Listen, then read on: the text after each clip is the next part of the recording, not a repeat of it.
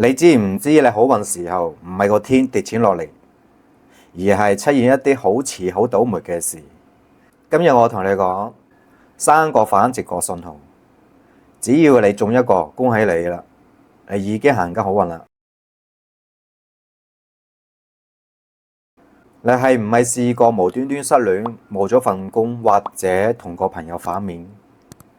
你當時一定會覺得自己好黑仔，但係呢個係一個極強官殺沖走忌神信號，即係話個天睇到一啲阻住你發展人同事，佢出手幫你遷走咗。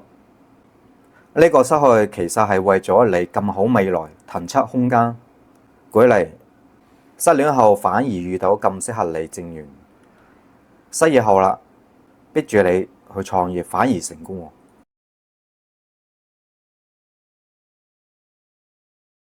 你係咪成日覺得自己好忙呢？但好似又唔見到實際有錢收入喎？你唔開心？呢個係你行緊食神運特徵，即係你技能才華正在爆發啦。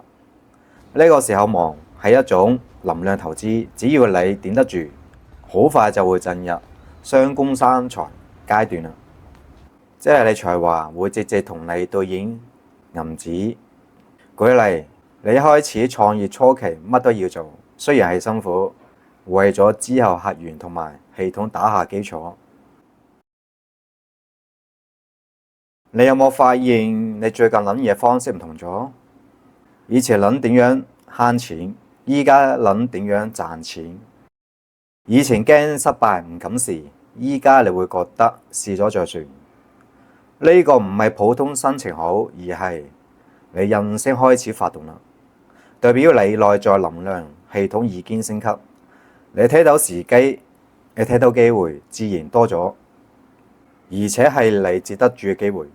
舉例，突然對某樣嘢好有興趣，學完之後啦，發現正好係市場所需要嘅。所以好運唔係一個結果，係一個過程。下次當你覺得唔順時候，唔好即刻覺得自己係黑仔，你先停一停，問下自己，我呢個經歷係唔係以上3個信號之一？記住，天命只係俾你信號，但做命永遠喺你手上。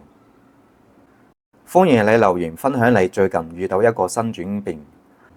下一條影片再見，拜拜。